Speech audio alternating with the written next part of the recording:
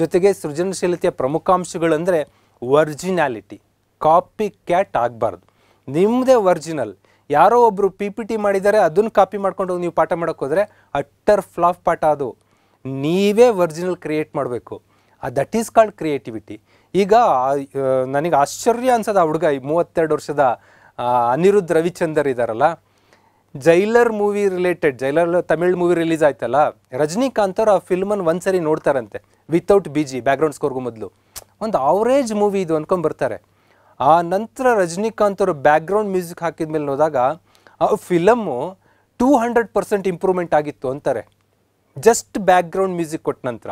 ಬೇರೆ ಎಲ್ಲ ಎಫರ್ಟಿನ ಆಚೆಗೆ ಆ ಒರಿಜಿನಲ್ ಟ್ಯೂನ್ಸ್ ಇದೆಯಲ್ಲ, ಆ ಹುಡುಗ ತನ್ನ ಕೊಲಿವೆರಿದಿಂದ ಇಲ್ಲಿವರೆಗೂ ಜಿಂದಾ ಬಂದ ಅಂತ ಈಗ ಮೊನ್ನೆ ಜವಾನ್ ಮೂವಿನಲ್ಲಿ ಬರುತ್ತೆ, ಅಲ್ಲಿವರೆಗೂ ಪ್ರತಿ ಹಾಡಲ್ಲೂ ನನಗೆ ಯಾವತ್ತೂ ಡಿಸಪಾಯಿಂಟ್ ಮಾಡಿಸಿಲ್ಲ.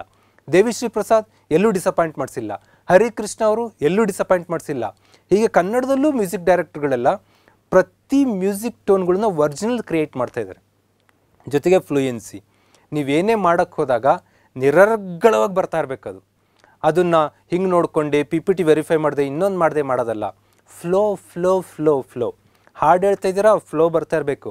ಭಾಷಣ ಮಾಡ್ತಾ ಇದ್ದೀರಾ, ಫ್ಲೋ ಬರ್ತಾ ಇರಬೇಕು. ಪ್ರಬಂಧ ಬರೀತಿದ್ದೀರಾ, ಫ್ಲೋ ಬರ್ತಾ ಇರಬೇಕು. ಕವನ ರಚಿಸ್ತಿದ್ದೀರಾ, ಫ್ಲೋ ಬರ್ತಾ ಇರಬೇಕು. ಪೇಂಟಿಂಗ್ ಮಾಡ್ತಿದ್ದೀರಾ, ಫ್ಲೋ ಬರಬೇಕು. ಫ್ಲೂಯೆಂಟಾಗಿ ಬಂದರೆ ಅದನ್ನು ಸೃಜನಶೀಲತೆ ಅಂತೀವಿ. ಇಲ್ಲ ಅಂದರೆ ನೀವು ಕಾಪಿ ಮಾಡ್ಕೊಂಡು ಇಲ್ಲಿಂದನೋ ಬಂದು ಪ್ರೆಸೆಂಟ್ ಮಾಡ್ತಾ ಇದ್ದೀರಾ ಅಂತ ಅರ್ಥ. ಫ್ಲೆಕ್ಸಿಬಿಲಿಟಿ ಇರಬೇಕು. ಫ್ಲೆಕ್ಸಿಬಿಲಿಟಿ ಅಂದರೆ ಇದ್ಯಾಕೋ ಸರಿ ಇಲ್ಲ ಅಂದರೆ ಅದನ್ನು ಒಪ್ಪಿಕೊಂಡು ಕರೆಕ್ಟ್ ಮಾಡ್ಕೊಳ್ಳೋಂಥದ್ದು ಇರಬೇಕು. ಅದು ಬಿಟ್ಕೊಂಡು ನಾನು ಮಾಡೋದೇ ಹಿಂಗೆ, ನಾನು ಇರೋದೇ ಹಿಂಗೆ. ತುಂಬ ಜನ ಹುಡುಗರು ಹಾಳಾಗ್ತಿರೋದೇ ಇಷ್ಟು. ಚೇಂಜ್ ಆಗಿರಪ್ಪ ಅಂದರೆ ಇಲ್ಲ ನಾನು ಇರೋದೇ ಹಿಂಗೆ. ಫ್ಲೆಕ್ಸಿಬಿಲಿಟಿ ಬೇಕು.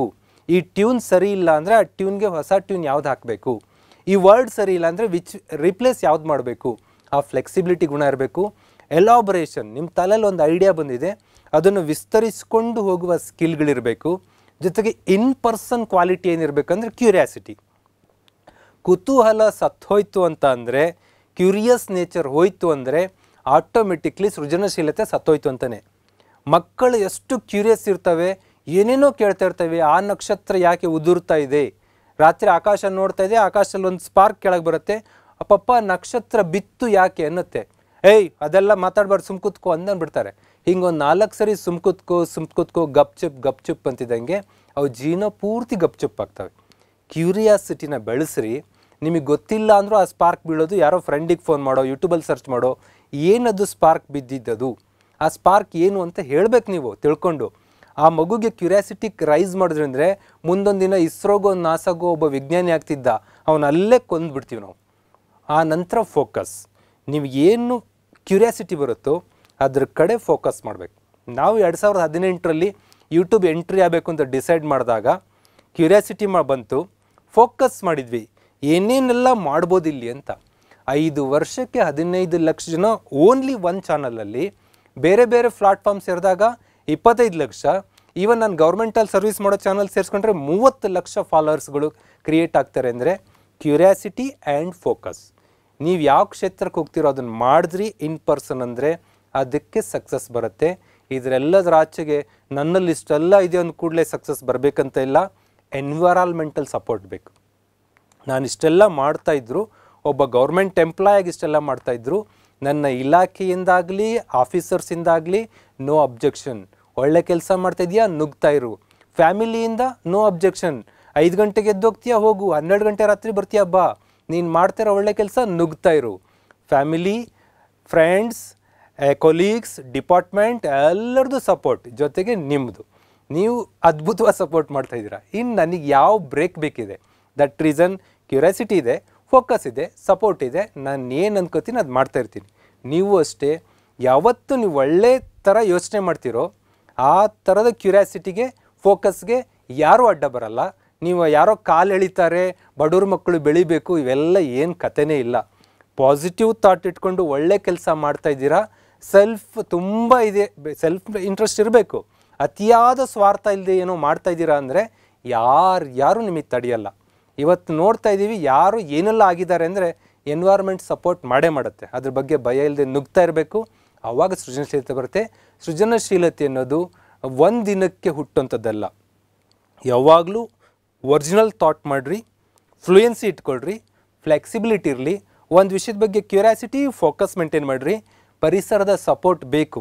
ಇದು ನಿಮ್ಮ ಅಪ್ಪ ಅಮ್ಮ ನಿಮಗೆ ಸಪೋರ್ಟ್ ಮಾಡ್ತಿಲ್ಲ, ಡ್ಯಾನ್ಸ್ ಬಗ್ಗೆ ನಿಮಗೆ ತುಂಬ ಇಂಟ್ರೆಸ್ಟ್ ಇದೆ, ಅವ್ರು ಕಾಲು ಎಳಿತಾ ಇದ್ದಾರೆ, ಸ್ಕೂಲಲ್ಲಿ ಕಾಲು ಎಳಿತಾ ಇದ್ದಾರೆ, ಇನ್ನೊಂದು ಕಡೆ ಕಾಲು ಎಳಿತಿದ್ದಾರೆ ಅಂದಾಗ ಕಂಪ್ಲೀಟ್ ಅದು ಡಿಸ್ಟ್ರಾಯ್ ಆಗುತ್ತೆ. ಎನ್ವೈರ್ಮೆಂಟ್ ಸಪೋರ್ಟ್ ಕೂಡ ನೀಡಿದೆ.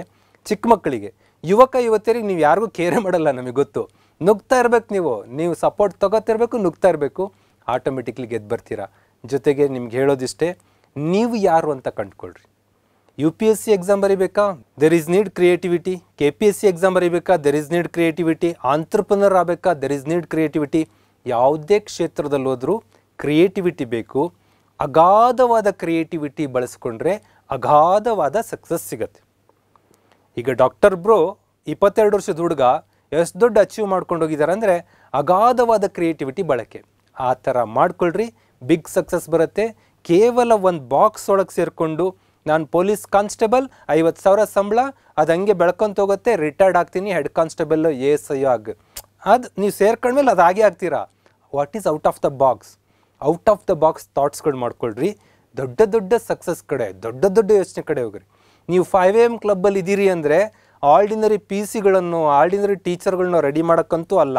ನಾನು ಇಷ್ಟೊತ್ತಿಗೆದ್ದು ನನ್ನ ಪ್ರೀಸಿಯಸ್ ಟೈಮ್ ನಿಮಗೆ ಕೊಡ್ತಾ ಇದ್ದೀನಿ ಅಂದರೆ ಹೂ ಯು ಆರ್ ಅಂತ ನೀವು ನೋಡ್ಕೋಬೇಕು. ಆ ಯಾರು ಆರ್ಡಿನರಿ ಯಾರು ಆಗಿರಬಾರ್ದು, ಒಬ್ಬ ಮಹಾನ್ ಸಾಧಕ ಯಾರು ಆಗಿರಬೇಕು. That is creativity. ಅದ್ರ ಕಡೆ ಫೋಕಸ್ ಮಾಡಿ.